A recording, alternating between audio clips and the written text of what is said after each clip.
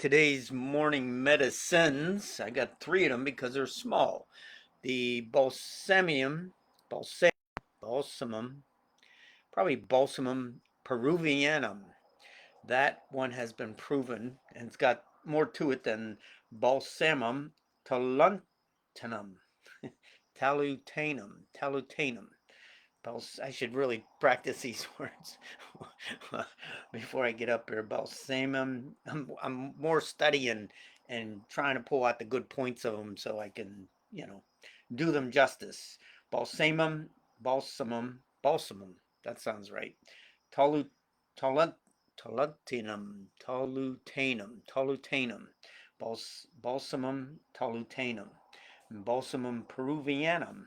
Okay, so, and then I threw in Baptisia tinctura, which, you know, has some stuff to it, but tinctura, oh, not tinctura, Baptisia confusa acetica, because Baptisia tinctura, wild indigo, that's a big one, and there's a lot to it. And this Baptisia confusa acetica is a very small one. So at the end, if I have time, I want to go through that one too. I know I'll go through that one because there's a lot. So let's get into it. Balsamum peruvianum is also used externally for killing scabies. So in a tincture form or a paste, or there's many ways you can uh, prepare these herbs to be utilized. A salve, a oil infusion, a tincture, a tea, a lot of things like that. So all parts affected are gently rubbed with it at night, so for scabies, and a bath taken in the morning. A single application is sufficient. So anybody has scabies, which is little mites that crawl under the skin. They can get in your blankets. They're spread by, using, human touch, using towels, using clothing, bedding, whatever, the same as, someone else who has scabies. So, but using this Peruvian Peruvian balsam, which they're calling balsamum peruvianum. So when they use that as in a salve, I would imagine it works well. It has been proved by Lemke. Hale has used it. So Lemke was the guy that proved it first, did a proving of it. Hale has used it with success in chronic, purulent, fetid, anterior and posterior nasal catarrh, with or without ulcerations. What does that all mean? Chronic mucus, basically, whether it's coming out in the front or it's posterior, going down in the back in the throat. It smells. That's what the anterior and posterior is.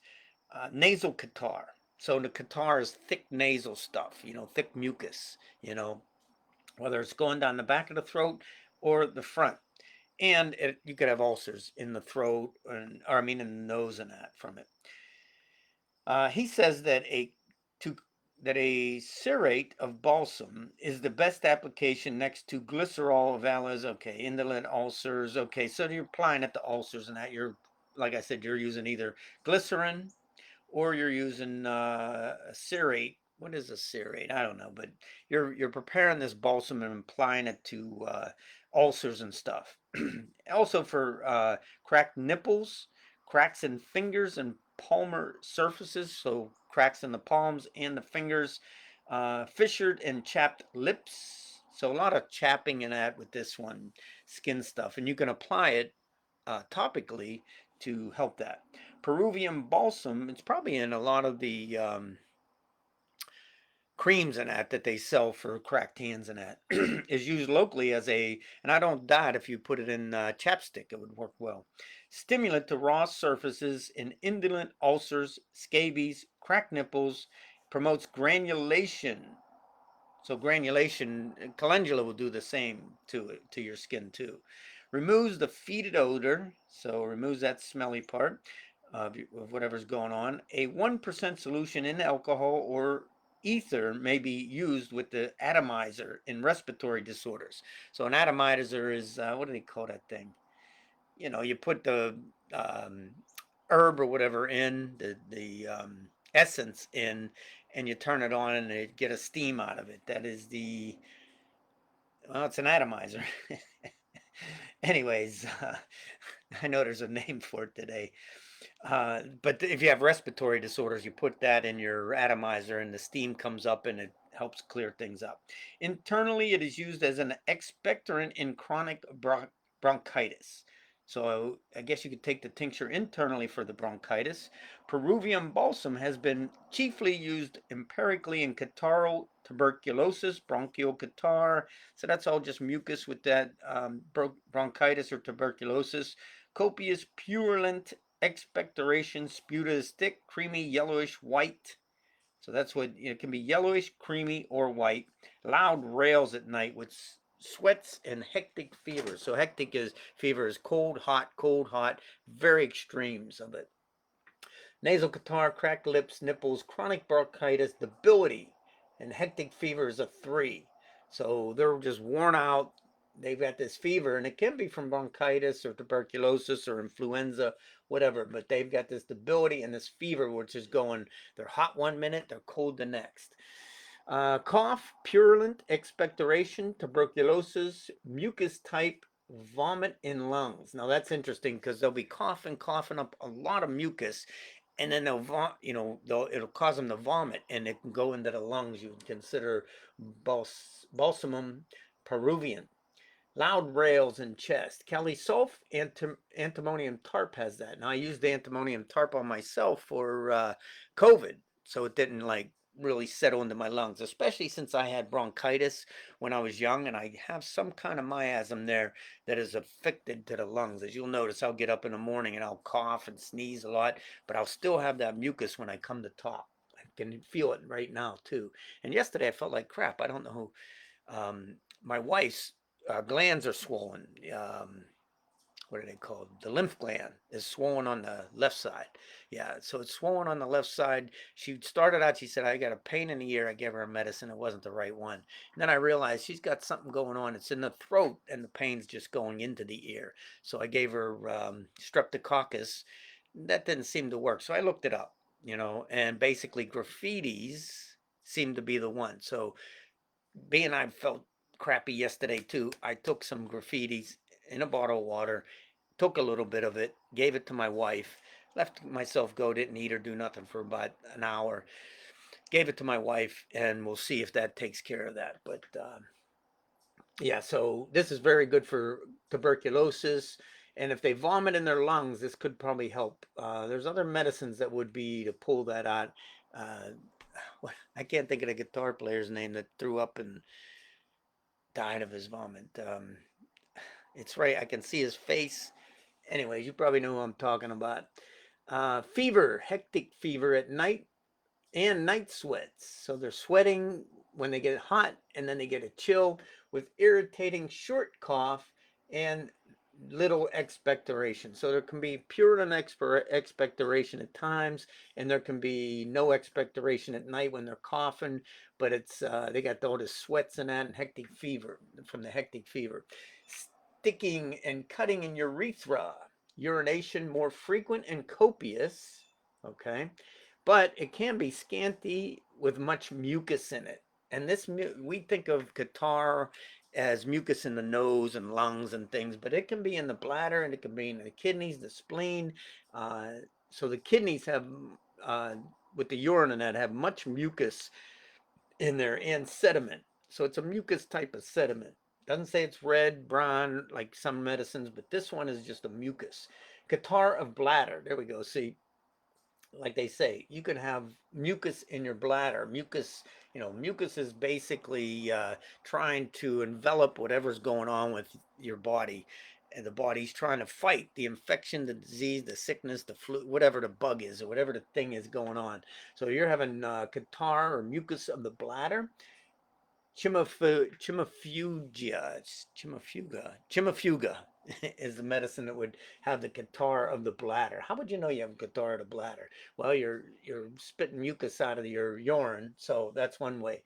And at times, it can be the mucus can be frequent and copious, but there's a sticking and cutting pain. It doesn't say when you urinate, after you urinate, but it's just all must be a constant sticking, cutting pain.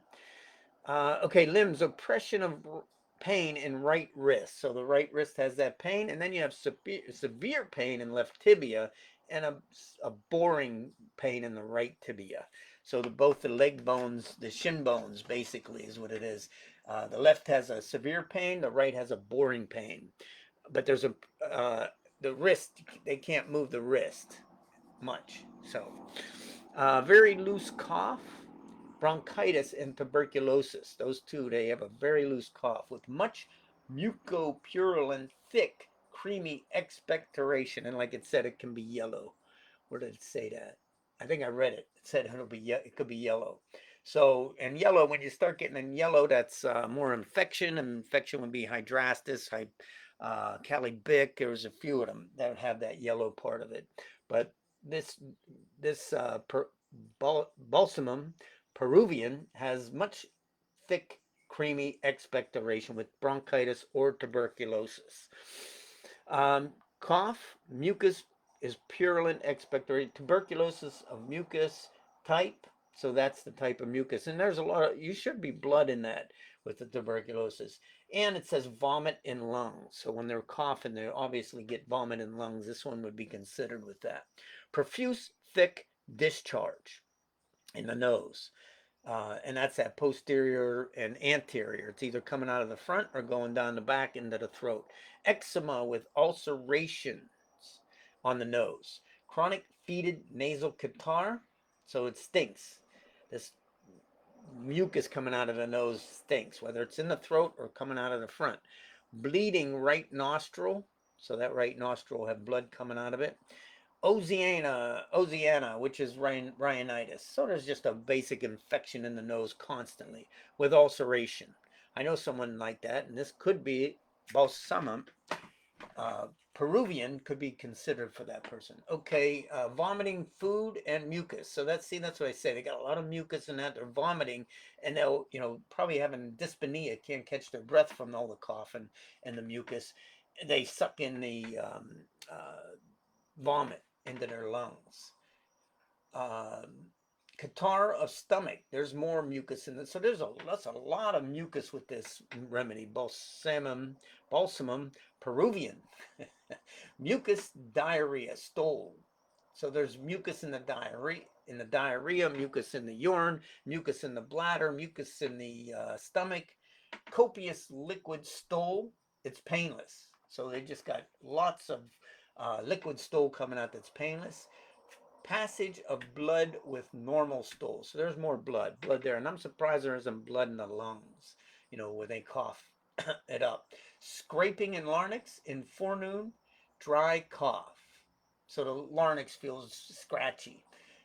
Dry cough in the afternoon. So the afternoon and at night is a dry cough.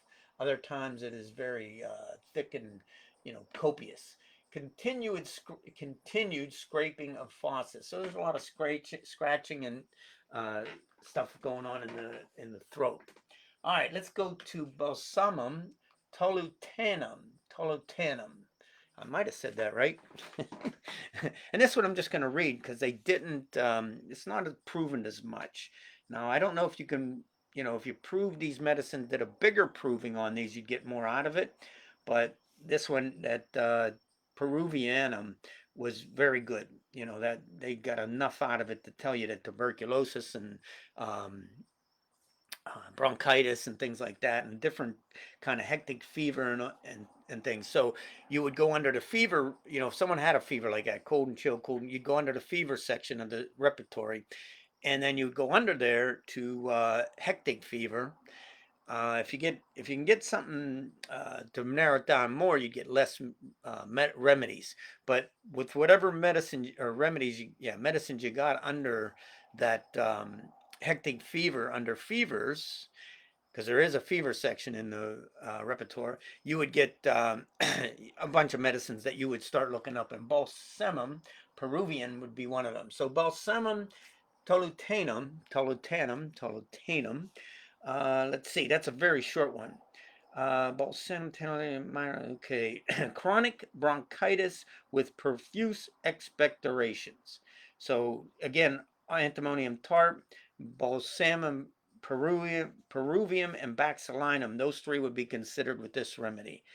With the other one, Balsamum tenanum, these, yeah, oil of cloves and profuse expectoration. Okay, so that's the other one. This one here, antimonium tart, balsamum, and Peruvian.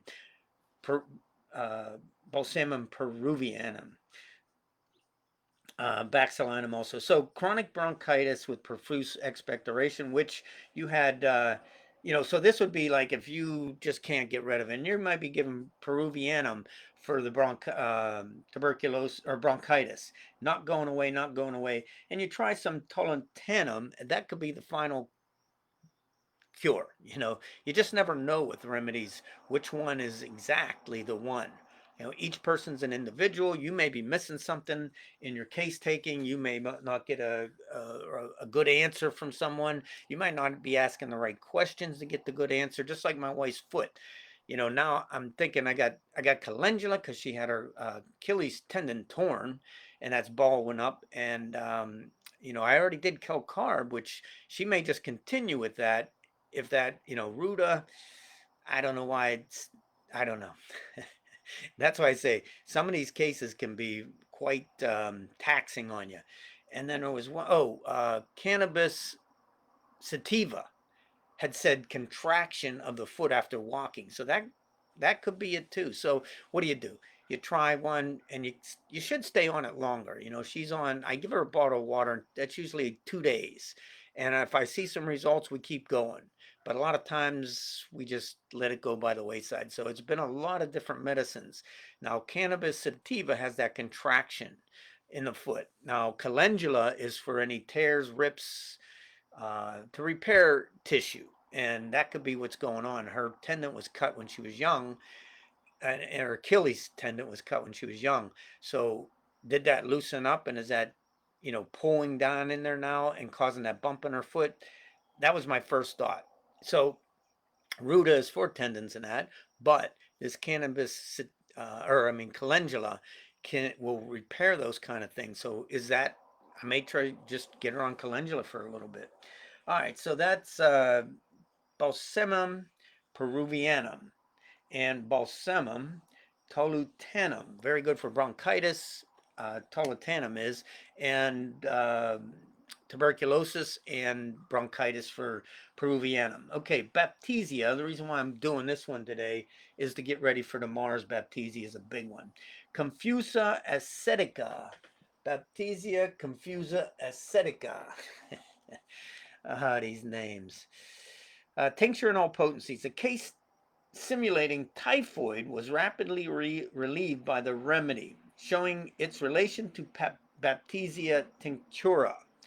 So that's the next one I'm going over tomorrow. So join me tomorrow. That's a big one for things like this, for especially like this is in typhoid. It relieved and it says relieved typhoid, a case simulating. They weren't sure if he had typhoid or not, but it simulated it. They had pain in right jaw and oppression in left hypochondrium, so the left upper side of the abdomen, producing dyspnea. They can't catch their breath. And necessity to assume erect position. So they have to sit right up and try to catch their breath. They get this pain, oppression in the left hypochondrium, and the right jaw gets stiff. Jay Meredith communicated his experience with this shrub. The symptoms produced on himself were congestion of forepart of head, so the front of the head he had congestion, vision was weak, hectic flush after tea. So he drank tea and he got this like hectic sort of fever, a flush and a chill. Right molar felt too long, worse by pressure, intermittent right jaw. So there's that jaw stuff. Later it was both jaws got stiff and painful at joint. So that's almost like, what's that called? Lockjaw. So sciatica on the left side, appetite increased, more energy for brain work, sleep improved. So those things all got better from it. How would you So someone who is well, anyways. But the most remarkable effect was the relief of a distressing symptom which has troubled him many months, in which the ordinary Baptisia tinctura, that's the one, that's why I say you're trying the major remedy, Baptisia tinctura. You're trying that remedy. And as for this condition, wasn't working, in any preparation had failed to relieve. He describes it as a really distressing left hypochondrium oppression, fullness, and actual dyspnea. So there's that, he was using Baptisia tinctura, which would be for that um, oppression in the right hypochondrium, or I mean the left hypochondrium. So they have that oppression, and can't catch his breath, and then they have to stand up in a erect position. So he was using Baptisia tinctura, and it was, wasn't healing for months. He couldn't get it. So he used this one. He used Baptisia Confusa Acetica. I'd like to see what that's all made of. This would continue half the night.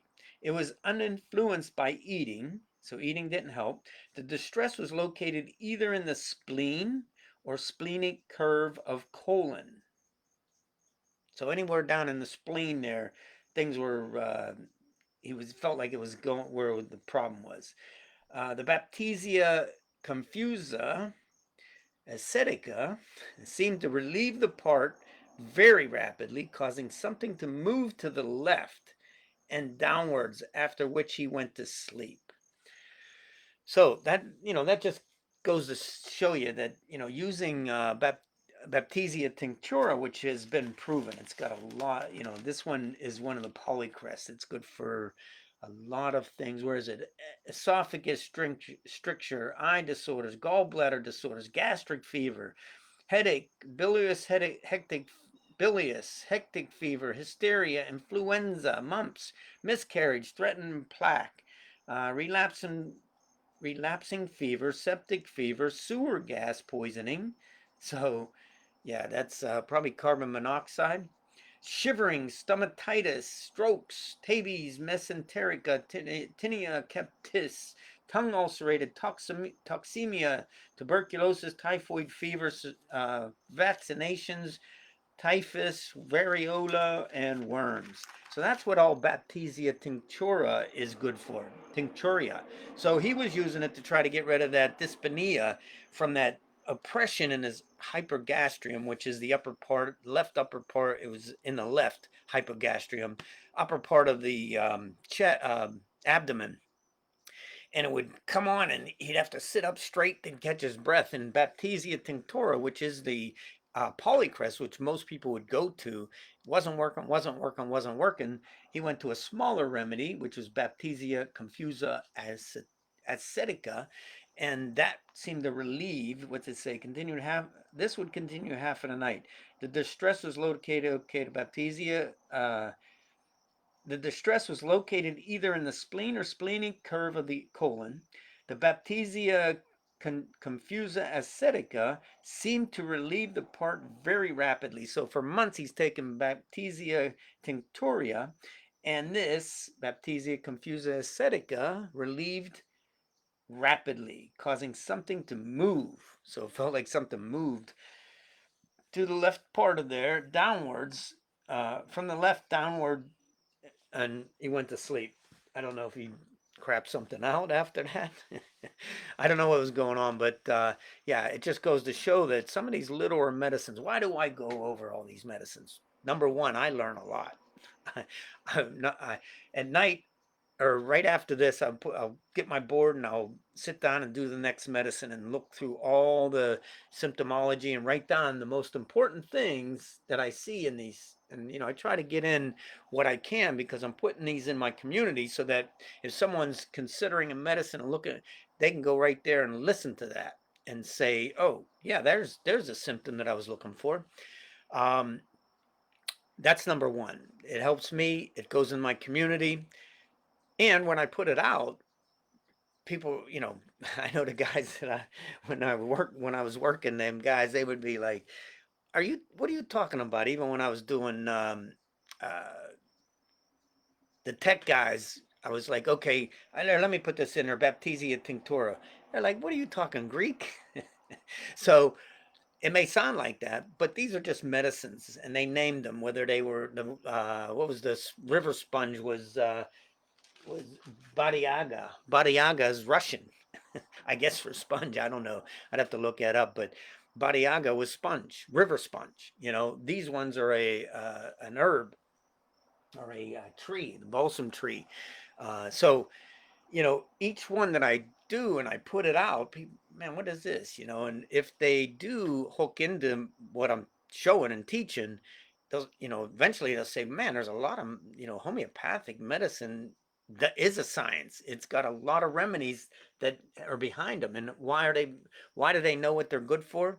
Because they've taken them, made a medicine out of them, and gave it to people, a blind study with everybody, gave it to people, and they would report back the symptoms they felt. Not telling them what the symptoms are, what anything's good for, or we're checking for this, or we're doing that. No, they would give it to these people in a homeopathic preparation.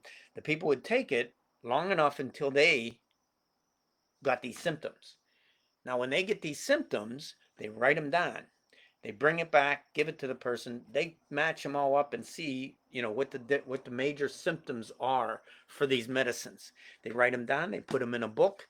Now, whatever this substance will do to a healthy person, it will cure in a sick person that has that disease. So, like, these people all took this medicine and got bronchitis type symptoms. Now, sometimes it's the fact that they got poisoned, like arsenicum. Someone got poisoned. You write them symptoms down. You know what it's good for. Sometimes they observed an animal go over and eat a plant, and they started using it herbally for the goat would fall off the mountain and go over and eat this plant they observed, and they realized, this would, they would get hurt and they would use it. Oh, this is what it's good for. Now when homeopaths came by, they already knew, they had from the herbalists, they had an idea, or just from folklore.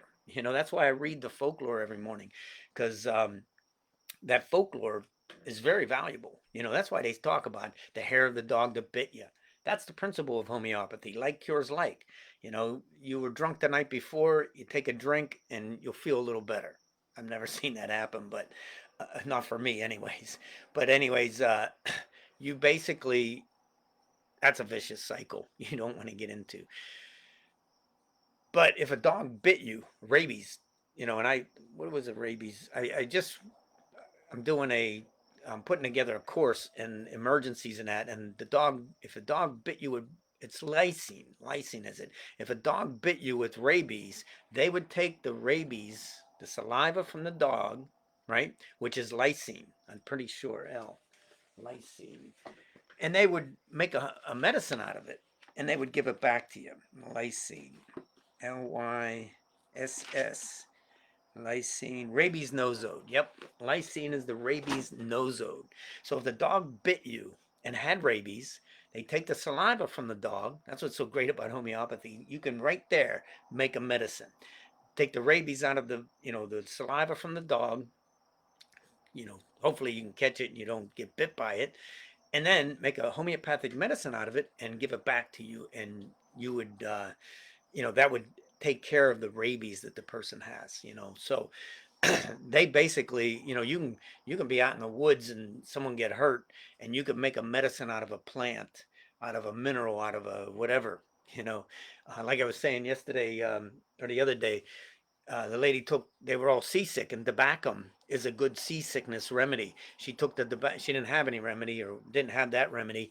She took the tobacco out of a cigarette, put it in water, pounded it 100 times, emptied that out, put in more fresh water, pounded that 100 times, emptied it out. Did that like 4 or 5 times, gave it to all those people, and the sickness went away. So that's what's so great about it. But this is the science. The real art is knowing how to extract from a person their symptoms. And the main thing is being an observer, being able to observe what's really going on here. Where is this coming from?